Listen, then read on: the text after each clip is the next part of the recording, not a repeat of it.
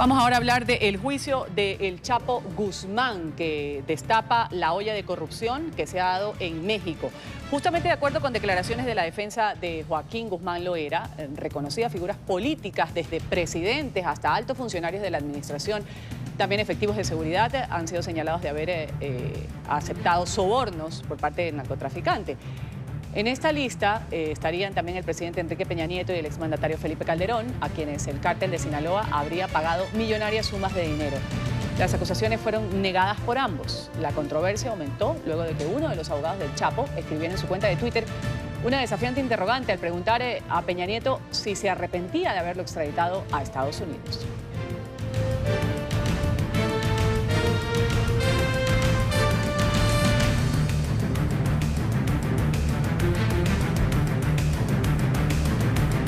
¿Por qué no tienen la nota?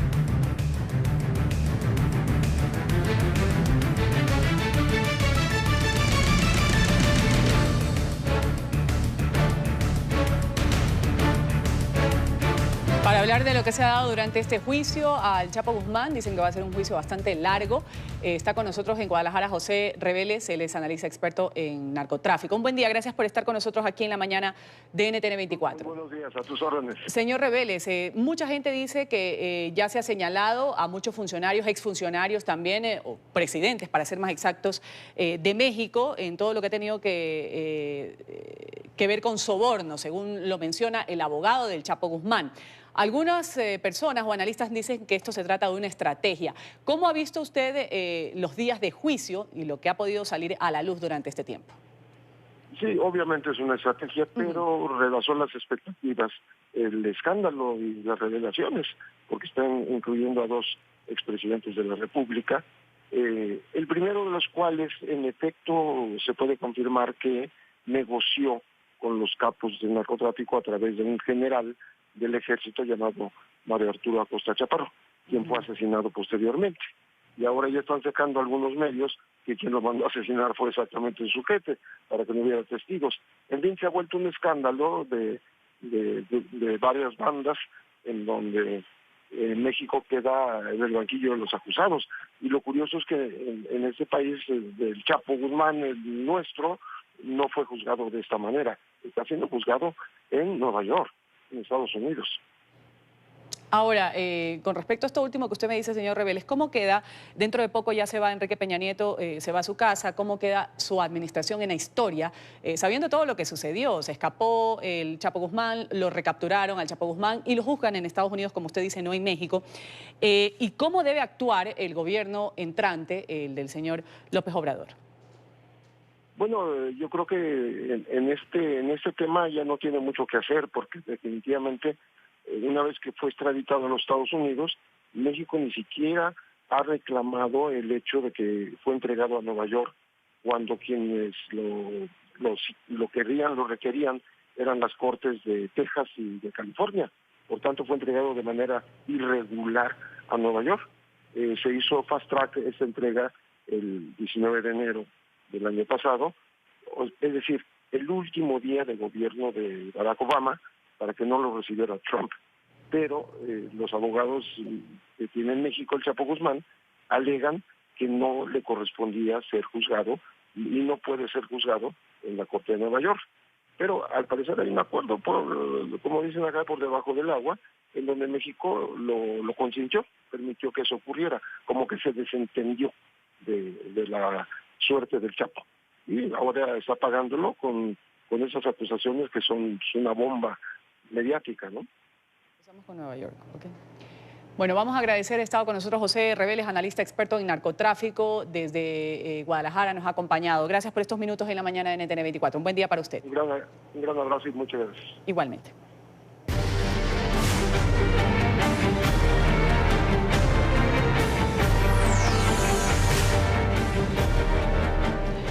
Lo que sucedió el fin de semana desafió a las autoridades. Un nutrido grupo de manifestantes o migrantes centroamericanos ha roto el cerco de la policía mexicana en un intento por cruzar hacia Estados Unidos, pase lo que pase.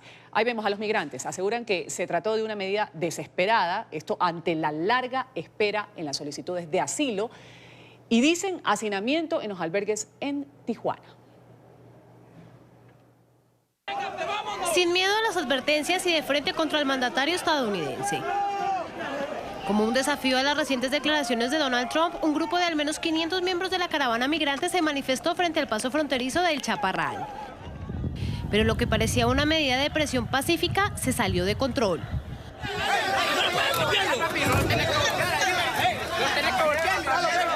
Los centroamericanos, que incluso llevaban niños, intentaron burlar las vallas que hay alrededor del paso fronterizo.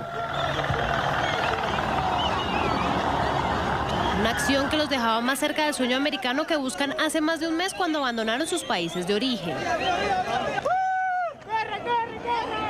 Muchos de ellos, cansados del hacinamiento y las demoras en los trámites de solicitudes de asilo, evadieron los controles de la Policía Federal para intentar ingresar a Estados Unidos.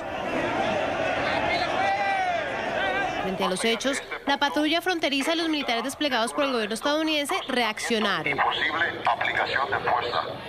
Los elementos de seguridad dispararon bombas de goma y humo contra quienes buscaban cruzar la frontera. Algunos de los migrantes resultaron heridos, mujeres y niños afectados por el humo. Y ahora van rumbo, queremos suponer, al Chaparral. Tras los hechos, el gobierno de Estados Unidos ordenó el cierre del puesto fronterizo de San Isidro entre San Diego y Tijuana. También se suspendió la circulación de vehículos. Los carriles en dirección sur hacia México en el puerto de entrada de San Isidro están actualmente cerrados. Se proporcionarán actualizaciones. Los cruces peatonales en el puerto de entrada de San Isidro también están suspendidos en las instalaciones del este y del oeste. Mientras la patrulla fronteriza permanece atenta a nuevos intentos de cruzar, el gobierno mexicano aseguró que quienes burlaron los puestos de control y desatendieron las órdenes de la Policía Federal serán deportados.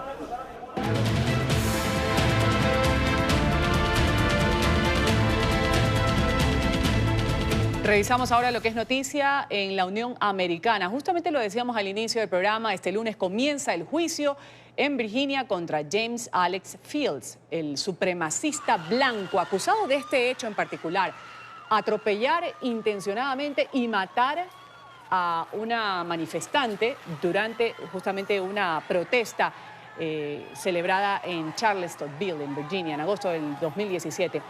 De ser encontrado culpable por cargo de asesinato en primer grado, el hombre pasaría el resto de su vida en la cárcel. Ya nuestra periodista de NTN 24 en Washington, Carolina Valladares, tiene el reporte hasta ahora. Carolina, un buen lunes para ti. ¿Qué tal? Feliz lunes para vosotros. Este juicio empieza exactamente 15 meses después de ese terrible evento en Charlottesville, Virginia. James Alex Fields, miembro del grupo supremacista Vanguard America, participaba en una marcha de Unite the Right en Charlottesville, esta ciudad universitaria en Virginia. Atropelló con su Challenger, Dodge Challenger, a la activista, también miembro de esa protesta antirracista en Charlottesville, Heather Heyer, abogada de 32 años. El juicio empieza hoy, serán 3 semanas de juicio. La selección del jurado también empieza este lunes, tendrá lugar durante 3 días y además se espera que muchas personas estén presentes en ese juicio, hasta 300. Son 10 en total los cargos que se le imputan. Uno de ellos por asesinato en primer grado, además varios de ellos por tentativas de matar a varios de los demás, de los otros contramanifestantes en esa marcha. Muchos de ellos resultaron heridos, algunos de ellos graves, y también por crímenes de odio. Precisamente respecto a los crímenes de odio, hay que decir que hace apenas 2 semanas el FBI aquí en los Estados Unidos advertía de ese último informe en el cual hablaba de un aumento del 17% de crímenes de esta índole en los Estados Unidos. Eso suponía un total de más de 7.000 crímenes de odio en los Estados Unidos. Precisamente uno de esos crímenes de odio tuvo lugar ese 12 de agosto en Charlottesville, Virginia, pero más recientemente tuvimos aquí en Pittsburgh, en Pensilvania, otro crimen de odio. 11 personas morían en esa sinagoga en Pittsburgh, en Pensilvania, en los Estados Unidos. Empieza este juicio, estaremos pendientes qué sucede y al final de esas 3 semanas cuál es el veredicto final de este jurado. Ustedes sigan con más en el Centro Internacional de Noticias. Adelante. Gracias, Carolina, por ese reporte desde la capital estadounidense. Y terminó el Viernes Negro. Ya pasaron los días y millones de personas en Estados Unidos y en el mundo vuelven a sacar provecho de las ofertas que hoy en cambio trae el Cyber Lunes. Nueva ronda de descuentos, pero ahora centrado en las ventas por Internet. En el 2017, gigantes del comercio electrónico como Amazon superaron sus registros históricos en ventas y en este 2018 las proyecciones indican una tendencia similar o superior. Enseguida la noticia está con nuestro periodista Alejandro Rincón. Alejandro, un buen día para ti.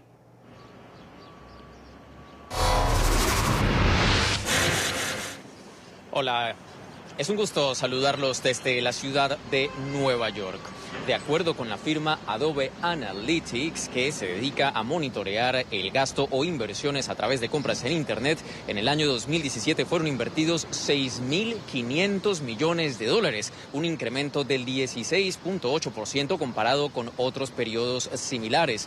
Esta misma firma anticipa desde ya que para el transcurso de 2018, en todo lo que tiene que ver con el Ciberlunes, pudiera llegar a ser la inversión de hasta $7.800 millones, un 17% más comparado con el año 2017. Si esto llega a tener lugar, eso significaría que 2018 sería el año cuando mayor cantidad de dinero ha sido gastado en transacciones o compras a través de plataformas digitales. Más allá, el comportamiento de los consumidores en países, por ejemplo, como los Estados Unidos, será monitoreado de cerca por analistas económicos, dado que también pudiera llegar a ser un importante medidor de comportamiento de los consumidores, sobre todo a la luz de administraciones como la del presidente Trump, que ha insistido que a través de plataformas o políticas como la reforma tributaria está logrando poner más dinero en el bolsillo de los consumidores, y que las personas estén gastando más en países como la Unión Americana, pues pudiera llegar a ser un buen reflejo o un indicador de la solidez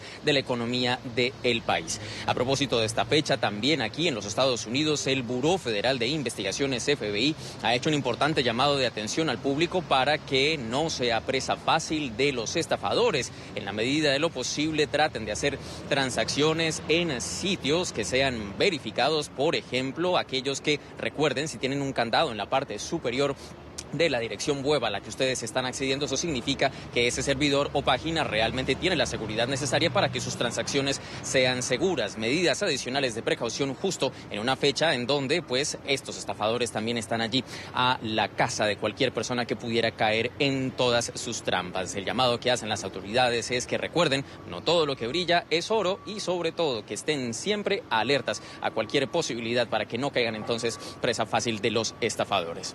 Es todo lo que tenemos para ustedes por ahora. Continúen con más noticias en el estudio. Gracias, Alejandro, por ese reporte desde Nueva York. Autoridades del estado de Florida están tras la búsqueda de un hombre afroamericano que ha protagonizado una fuerte pelea en el interior de un autobús en una vía, la vía Broward Boulevard. En este hecho, uno de los pasajeros resultó herido tras recibir un disparo. Ya la historia desde Miami con nuestra periodista Paola Serna. Paola, un buen día. Hola, ¿qué tal? Muy buenos días. Pues bien, de acuerdo al protocolo de inmigración, la semana pasada, el miércoles de la semana pasada, debían presentarse los hermanos Luis Enrique y Ricardo Martinelli Linares frente a un juez migratorio. Esto, sin embargo, no ocurrió el miércoles y posteriormente fue el Día de Acción de Gracias. Hasta hoy las cortes operarán nuevamente, así que se espera que el día de hoy sean presentados frente a un juez de inmigración. El Departamento de Inmigración y Aduanas ha dicho que detuvo a los hermanos Martinelli Linares la semana pasada por haber violado las reglas migratorias en el permiso que tenían de estancia en los Estados Unidos, que según se ha comunicado, pues venció en el 2017, y esta sería la razón por la cual los agentes llegaron a detenerlos a su residencia. Se espera que el día de hoy pues se presenten ante el juez en el área de Chrome, en el centro de detención de inmigración, donde permanecen desde la semana pasada detenidos los hermanos. Lo que se espera de aquí en adelante, y si es que el día de hoy efectivamente se presentan ante un juez, es que haya una audiencia máster. En esta audiencia les serán leídos los cargos y por supuesto ellos tienen la posibilidad pues de presentar su defensa ante las acusaciones que presenta el Departamento de Inmigración. Después hay una audiencia de fianza que puede realizarse este mismo día, o posteriormente ahí definirá el juez migratorio si les es o no concedida la fianza. Esto lo determina el hecho que presente la posibilidad o el riesgo de fuga de los hermanos Martinelli, también como el riesgo pues, que representen para la sociedad. Esto lo definirá el juez si hay o no una fianza para los hermanos Martinelli. Posterior a esta audiencia de fianza hay audiencias individuales donde ellos pueden presentar también las pruebas e incluso solicitar un asilo si así pues lo pudieran sugerir o desear los hermanos Martinelli. Hoy a partir de las 8 de la mañana pues comenzarán ya a definirse si se presentan en corte los hermanos Martinelli el día de hoy. Esto pudiera demorar hasta 3 semanas incluso en determinar si hay o no presencia frente al juez migratorio. Nosotros vamos a estar muy atentos al desarrollo de esta noticia y por supuesto dejarles saber cualquier detalle de lo que pueda ocurrir el día de hoy. Es por ahora la información. Desde Miami soy Paola Serna. Continúen con más desde nuestros estudios centrales. Muy buenos días. Un buen día, Paola. Gracias por culminar así la ronda de la información en Estados Unidos. Vamos a hablar de la tragedia aérea que se registró el lunes en Turquía. Un helicóptero militar ha caído en una zona residencial en Estambul.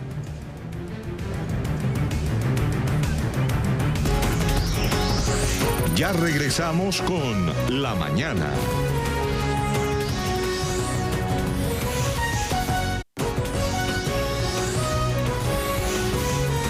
Continuamos con La Mañana. Vamos a continuar con más del programa, agradeciéndoles por supuesto su sintonía con el Canal de las Américas.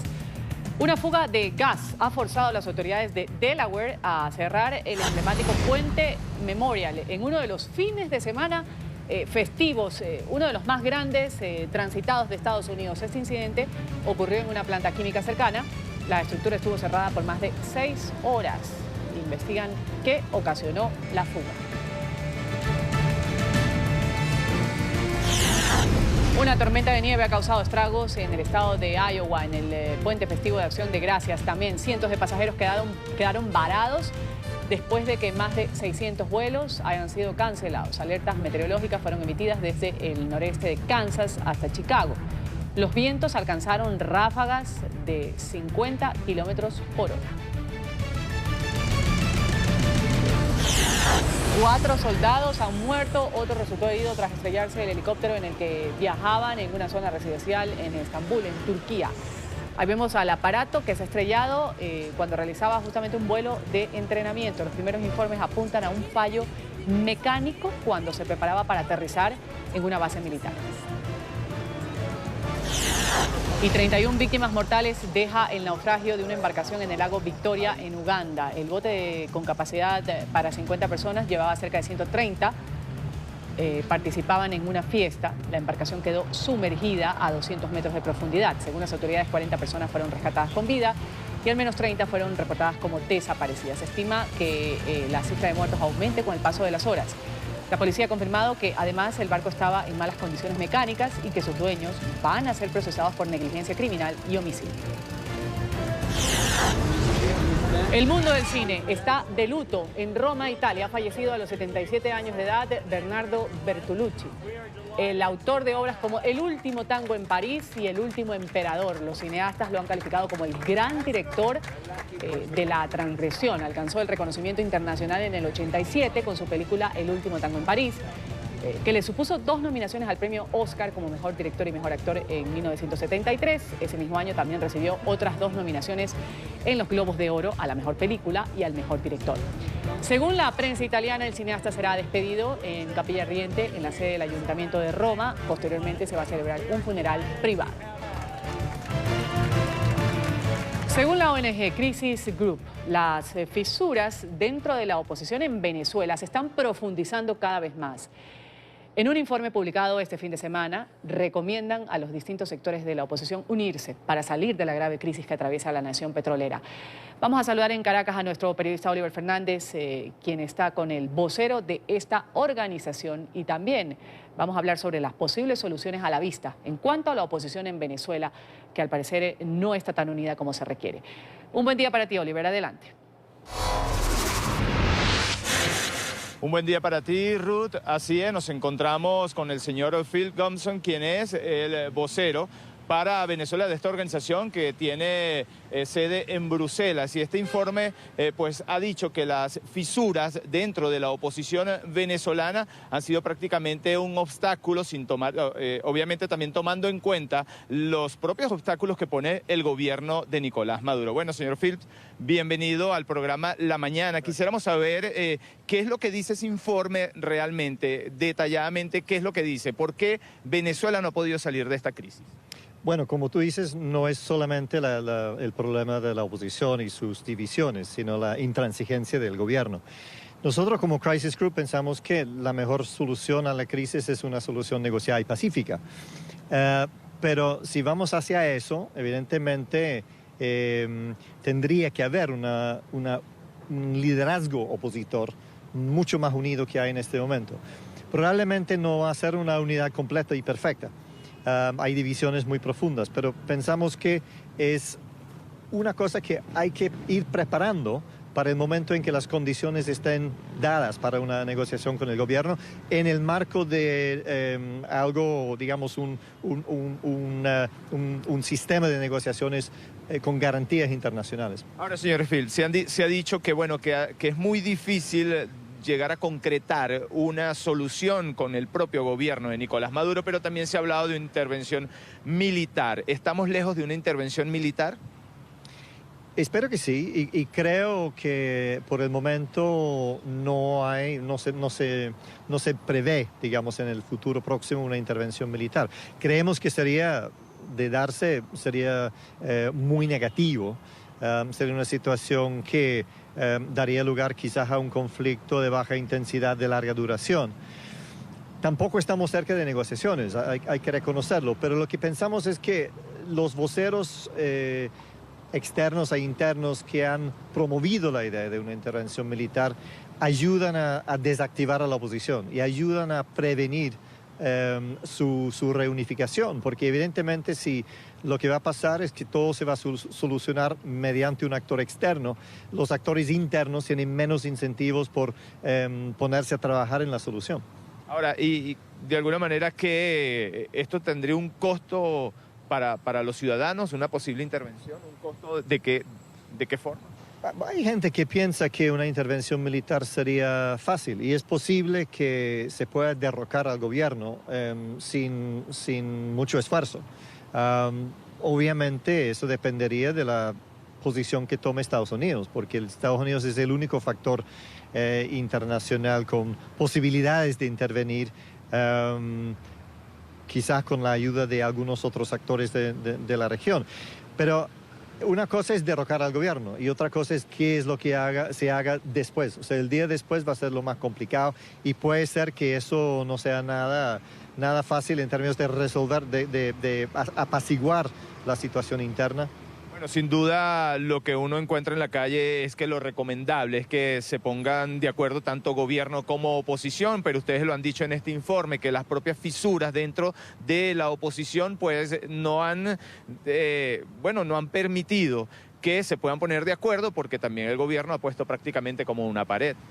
Sí, y el gobierno aprovecha las fisuras de la oposición y las aumenta, las exacerba mediante sus propias acciones. Muchas veces el diálogo, llamado así por ellos, ha servido más para aumentar las diferencias dentro de la oposición que para resolver la situación país.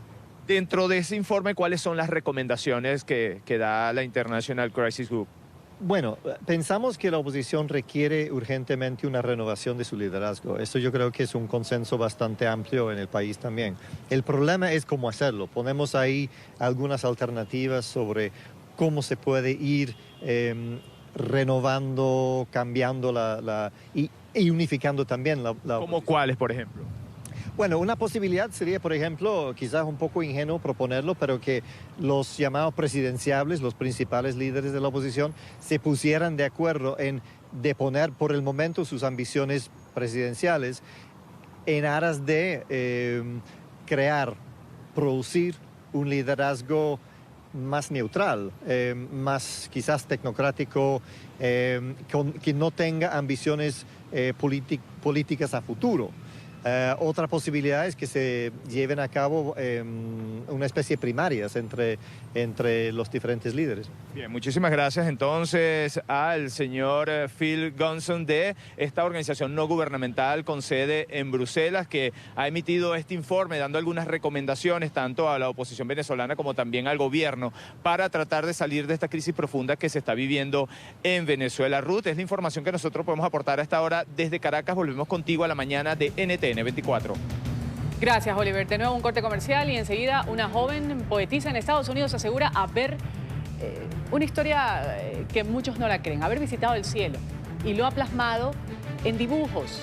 Dibuja la cara de Jesús, el rostro de Jesús. En instantes vamos a hablar con ella. Ya volvemos. Ya regresamos con La Mañana.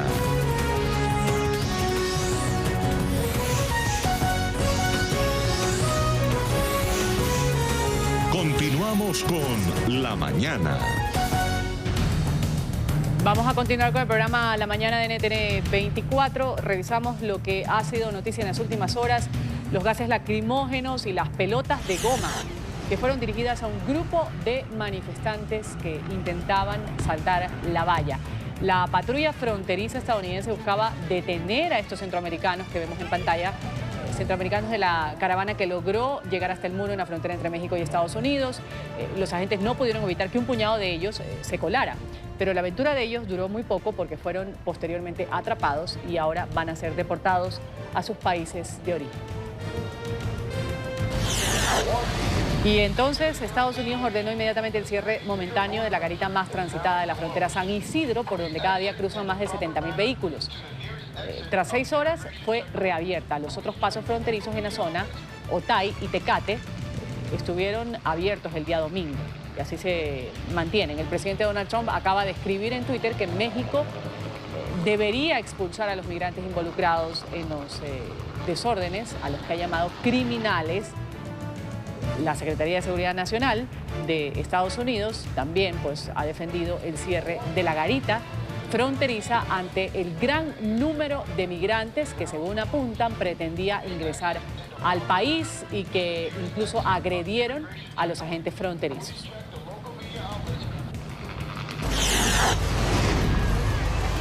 La segunda consulta ciudadana impulsada por el presidente electo de México, Andrés Manuel López Obrador, culminó este domingo con una participación de 925.000 ciudadanos. Votaron por 10 proyectos, incluido el Tren Maya, que busca unir 5 estados del sureste, la región más rezagada del país. Hoy se van a dar a conocer los resultados de esta jornada. El número de votantes fue ligeramente inferior a la del primer referéndum, con más de 1 millón de sufragios, que terminó cancelando la construcción del nuevo aeropuerto internacional de la Ciudad de México.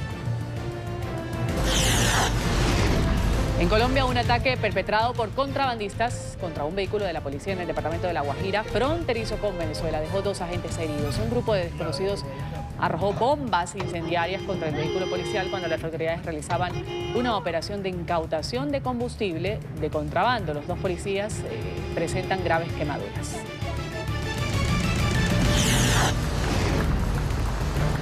La primera ministra británica Theresa May comienza la campaña para convencer a los diputados de la Cámara de los Comunes de votar a favor del acuerdo del Brexit, que este domingo recibió el visto bueno de la Unión Europea. Miembros del gabinete de May reconocieron que será un desafío conseguir la aprobación del Parlamento británico al plan de la salida del Reino Unido del bloque continental, donde enfrenta una fuerte oposición. Indulto para el británico Matthew Hetz. El estudiante de doctorado recibió el perdón presidencial con efecto inmediato y va a poder abandonar el país tras culminar los trámites de rigor. Este hombre fue detenido en el mes de mayo en el aeropuerto internacional de Dubái cuando ingresaba al país para adelantar una investigación sobre la seguridad emiratí, las políticas internacionales para su tesis de grado. Este hombre de 31 años fue acusado entonces de espionaje y condenado la semana pasada a cadena perpetua. Tras conocerse esta sentencia, su esposa inició una campaña para que el gobierno británico abordara el caso y lograra su liberación. Una tormenta gigante de arena ha cubierto la provincia de Gansu, en el noroccidente de China. Ahí vemos este fenómeno que fue descrito como un muro en movimiento de al menos 100 metros de alto. Los fuertes vientos obligaron a las autoridades a emitir un aviso de emergencia y vemos a la policía en las carreteras que ayudaba a los conductores que tuvieron que detener su marcha por la poca visibilidad. En Nueva Zelanda, al menos 145 ballenas han muerto. Se quedaron varadas el fin de semana en una playa en el extremo sur. Un excursionista alertó a las autoridades. La mitad de las ballenas estaban muertas cuando llegaron los socorristas, mientras que el resto han sido sacrificadas debido a la dificultad para acceder a este sitio. Las causas por las que las ballenas y delfines se quedaron varados todavía no se han esclarecido, aunque se atribuye a enfermedades, a cambios repentinos en las mareas o condiciones meteorológicas extremas. El módulo espacial InSight va a aterrizar en Marte. Tras 6 meses de expedición, la nave estaría en el planeta rojo en la tarde de este lunes, según las previsiones de la NASA. Justamente ayer, en la cuenta de Twitter del módulo, se publicó un mensaje en el que se hablaba de los 7 minutos de terror, refiriéndose a la parte más difícil del trayecto. En el InSight, ahí va a atravesar la atmósfera a casi 20.000 kilómetros por hora y en ese tiempo tiene que reducir su velocidad a solo 5 kilómetros para poder posarse con seguridad en la superficie. Ya en Marte el equipo tiene como trabajo analizar el corazón del segundo planeta más pequeño del sistema solar después de Mercurio. Récord Guinness en Tabasco, en México. Los ciudadanos del estado han logrado cocinar el tamal más largo del mundo con 50.5 metros de longitud y 16 centímetros de ancho. Estudiantes de gastronomía, propietarios de restaurantes, cocineros locales participaron en la construcción del tamal de chipilín, de una sola pieza cocinado en un horno que pesó 630 kilogramos. Para ello utilizaron 1000 pliegos de hojas de plátano, 350 kilogramos de masa, 100 kilos de carne de cerdo y una inversión de $2.950. El proceso duró 4 días.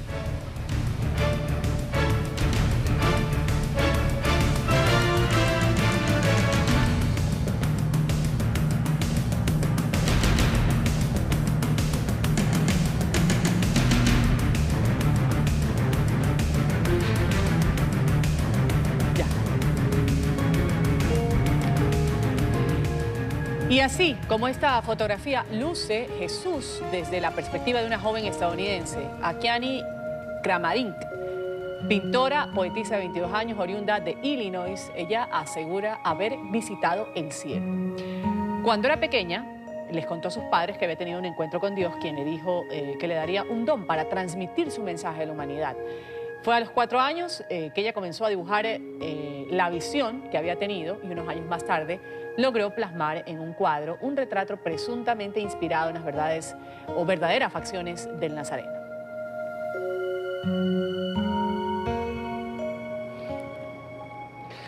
Saludamos en Chicago a la protagonista de esta historia, a Akiane Kramarink. Ella es poeta y pintora. Gracias por estar con nosotros, Akiane. Bienvenida a la mañana de NTN 24 y ahí veíamos que pintaste un cuadro llamado Príncipe de Paz. ¿Puedes asegurarnos con estas facciones que has señalado tú, que afirmas son las de Jesús y lo estás manifestando al mundo? ¿Cómo fue el proceso? Yo quería decir mi perspectiva, mi experiencia, la pintura que ustedes han visto del Príncipe de Paz es mi experiencia personal que tuve cuando fui testigo de ver esta cara y fue desde muchos años atrás. Yo seguía viendo esta cara, tenía 3 o 4 años, pero solo fue a los 8 años que pude pintar y finalmente pintar esto.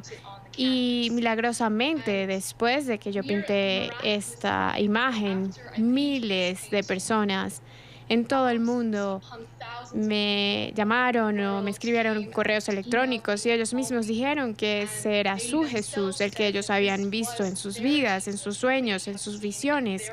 Así que es muy milagroso cómo esta pintura se resume delante de todas estas personas en el mundo. Bueno, esta es la imagen justamente, la de Jesucristo que veíamos, esta es la del Príncipe de Paz. la que esta pintora asegura pues vio en Jesús estas facciones cuando subió al cielo, cuando estabas muy pequeña.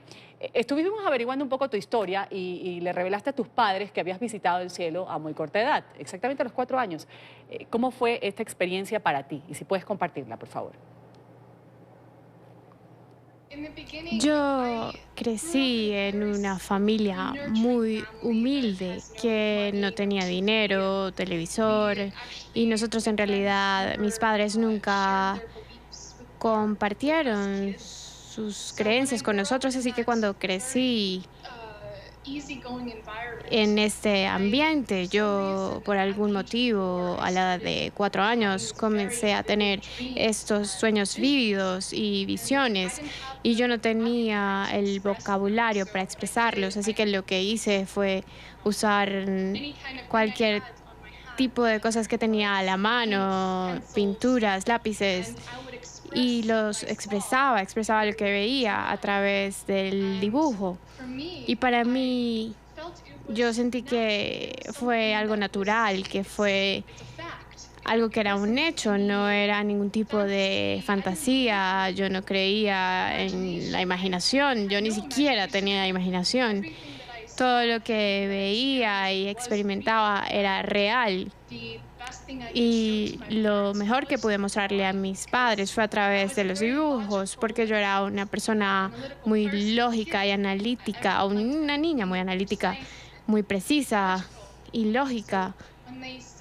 Así que cuando ellos vieron mis dibujos y vieron estas imágenes maravillosas del universo y de Dios, y de la forma como alguna manera lo presenté, comenzaron a creerme y a apoyarme cuanto pudieron después de que vieron los dibujos. Claro, y la pregunta aquí es cómo lo tomaron tus padres, porque sabemos que tú venías de un hogar que no era muy creyente, precisamente.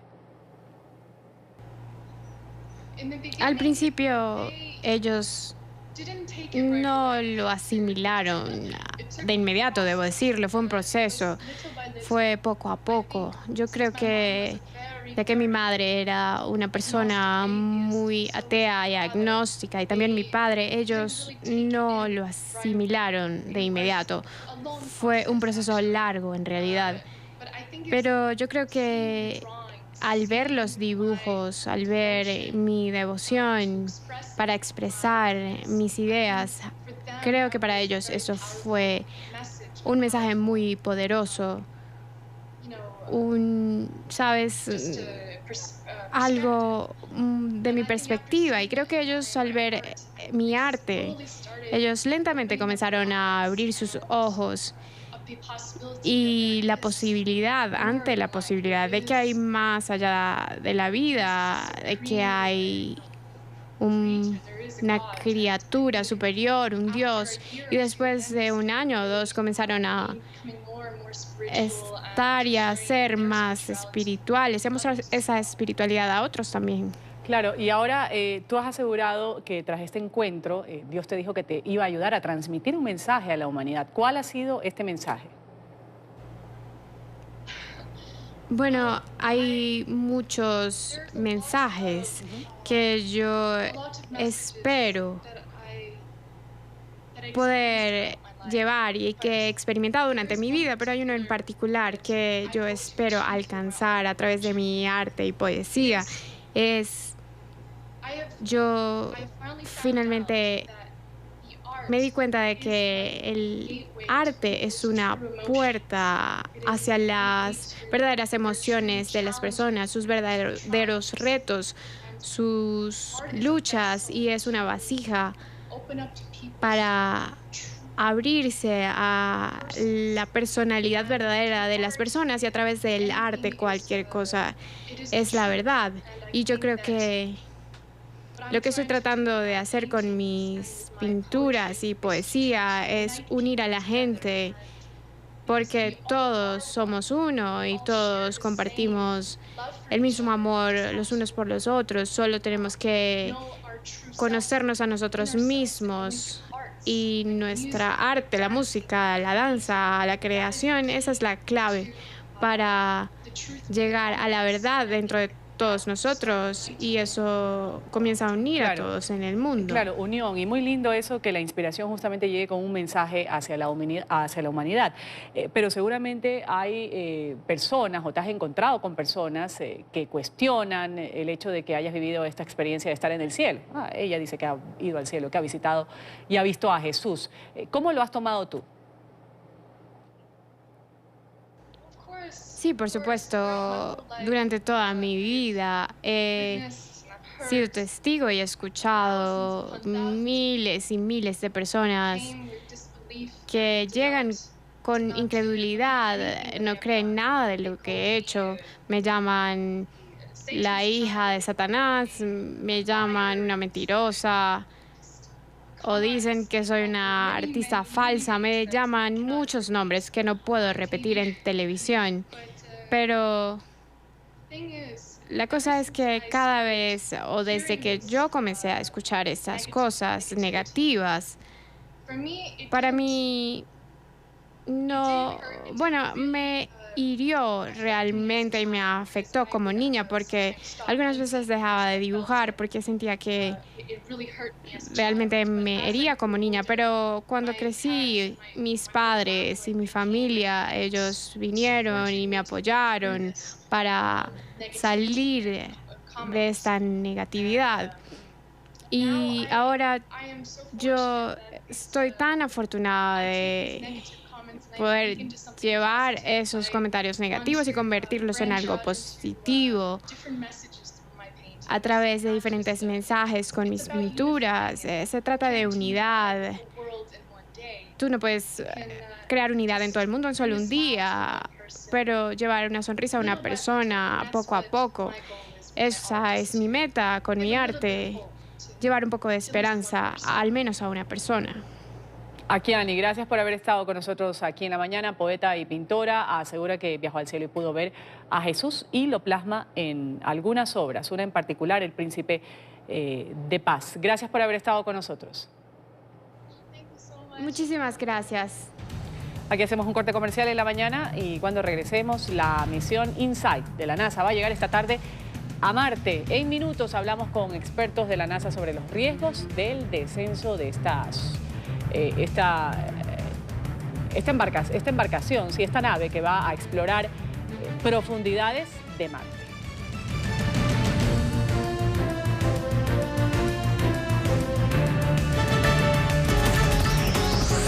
Ya regresamos con La Mañana.